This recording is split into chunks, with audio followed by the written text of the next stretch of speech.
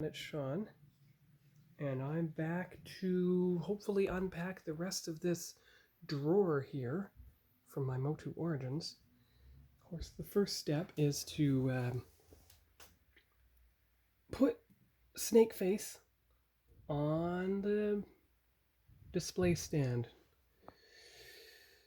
And of course, we're going to see how many figures can fit. There should be able to be 4 figures who fit beside each other. And of course, Snakeface only has the extra head that has to be accounted for, and that should, theoretically, be able to fit at his feet. Now I'm trying to place the Eternian guard. There you go, see? There you go. Okay, so now we bring the rest of the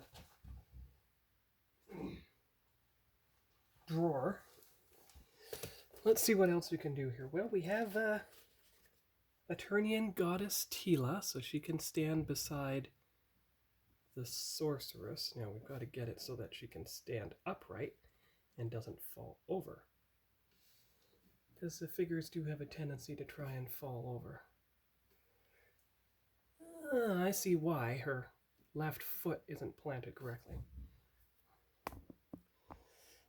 But now she is. Now, there should be one other female figure. Here we go. She-Ra herself.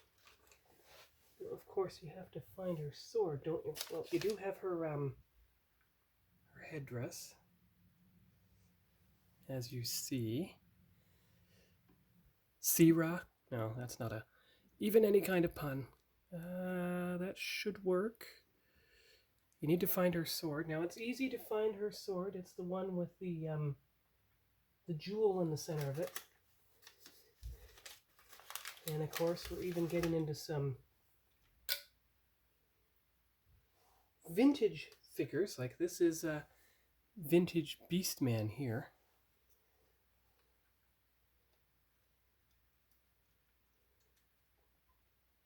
And of course, I had to elastic them into their shelves so they'll fit properly.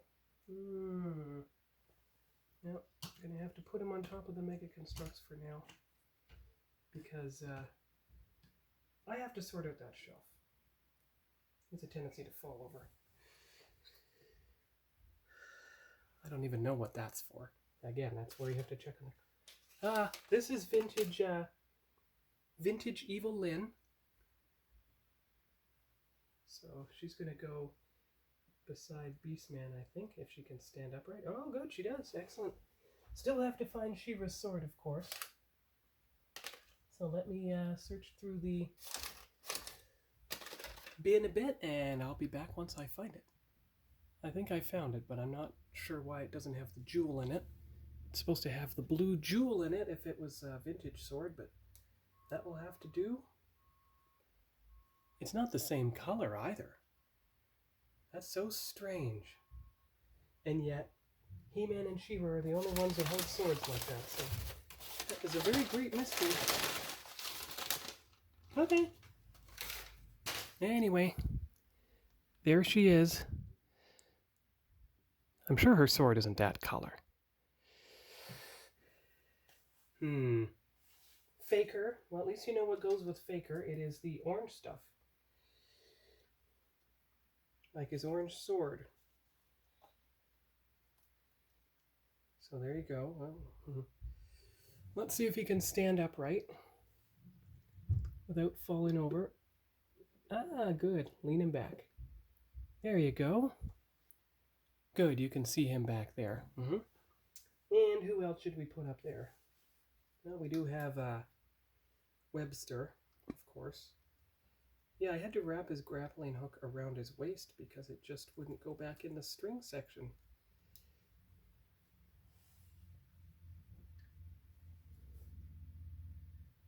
Of course, you have to pick another good guy. Here we go.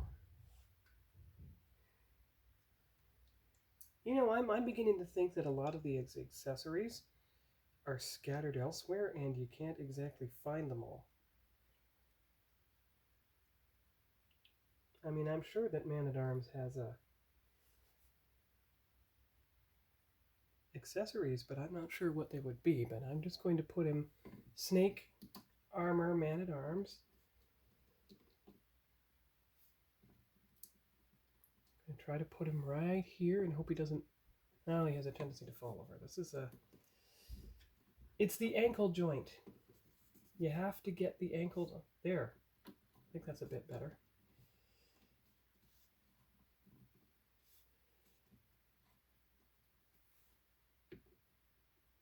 There.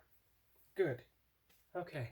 Now, we're going to put the down for a moment. Just for a moment. So that I can put the other few figures there. So let's see here. Ah, dear. Fisto.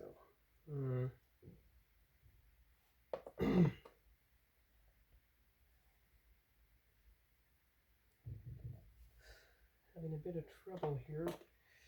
I think the silver goes with Ninja Orbit. Give me one moment to look through the card backs and find out for sure.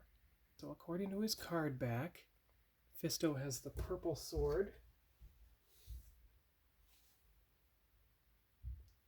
which is right here, and of course it can't go in his fist, so it has to go into the other hand. Come on.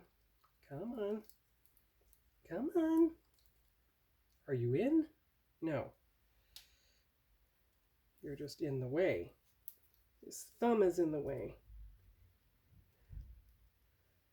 Ah, there we go. Turn the wrist. Come on. Wait, is this... Oh, that is the Origins Fisto. Okay.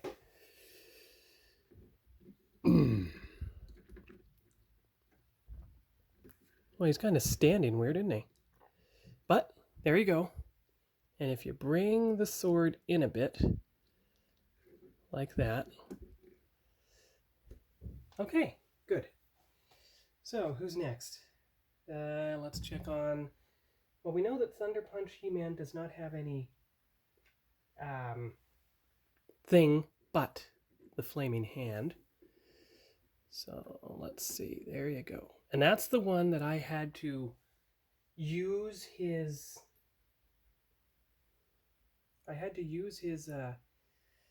head, because it looked proper, for my Origins He-Man. Now, of course, I have not yet found my 40th anniversary carded figures. They're probably in one of the figures that are in the... well, Stratos can't hold the staff and the weapon, so I think he just gets the weapon. Alright, here we go. Stratos with his weapon. Oh, come on! Get in there. Get in your hand. Come on, get that thumb out of the way. That's not Stratos, that's Zodak anyway. And the only other figure is Ninjor. But he can't have everything in his hand, so let's try the nunchucks first of all. And the sword second of all. There you go. Alright. And the nunchucks fell out of his hand. Let's try that again. Alright, then they will just be at his feet. You want to play that game? I can cause accidents too, as the Wicked Witch of the West said in Wizard of Oz. And let's see if his arrow fits in his hand better. There you go. There you go. So you set him up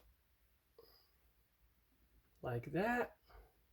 And bring his arm in without the sword falling. Come on now.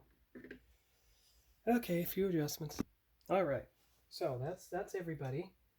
We put the remaining figures on the table because I have an idea for the drawer tower, and I'm going to show you that in a moment.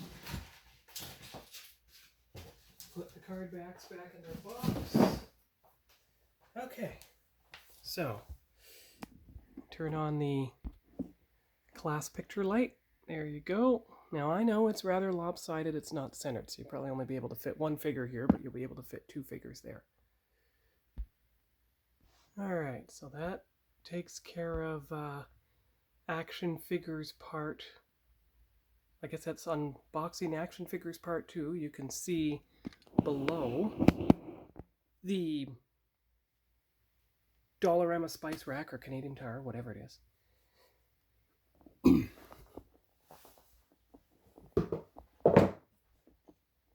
And you can also see the empty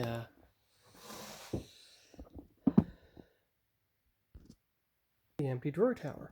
Now I'm going to show you over here exactly what I'm going to do with this empty drawer tower. Now you have to get the Cloud City pieces out of the way, because that's not going to help me in any way. Get them out of my way so that I can show you what I'm going to do.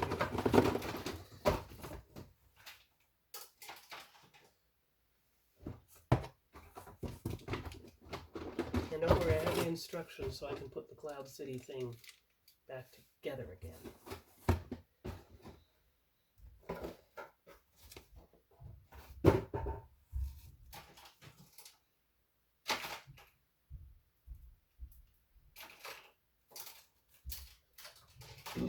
Okay, so what I'm going to do is, not really trying to organize them, I'm putting the Hot Wheels in like this, so that I can,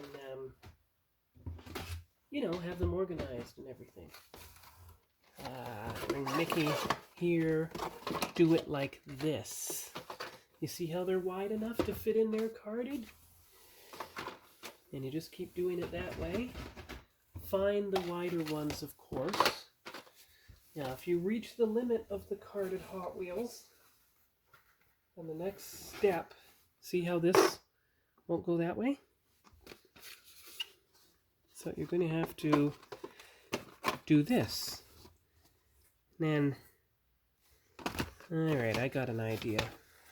You have to create enough room that you can fit a bubble in between. Because if you do this, and then you do this, see how you're fitting a bubble on top? So you're going to have to start doing this again. Like that. Okay. And then you have the He-Man, like Evil Lynn and such. Fast and Furious and everything. Now, I'm not exactly sure what I'm... See, that bends again. So you have to do it this way. And then you have to find something that will fit. Kind of like this, but you can only go so far up, you see, because it... So, I guess you do... There, see? Like that. And then this goes this way. Now, these are like the original 5 that I got just before I deployed.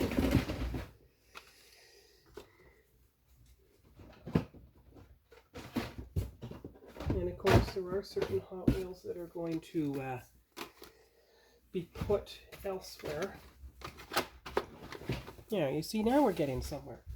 Now, you're not making that great a dent in the box, of course, but you're at least putting them away in a relatively reasonable fashion. Now, it's my sincere hope that that was the vast majority of the Hot Wheels and that they will all fit, because now you see with the bubble height, you pretty well reached the end.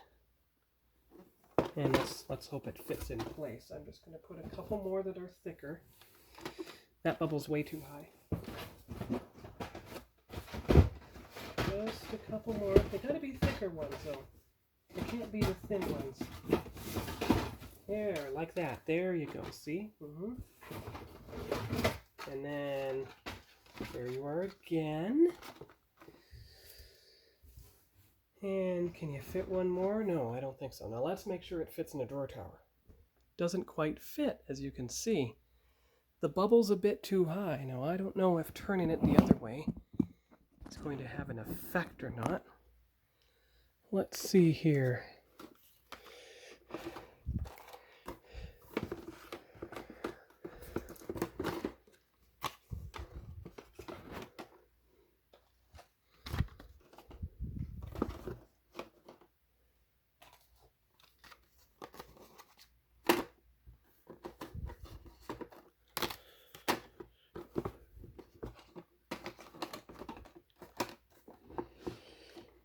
Well, that might work.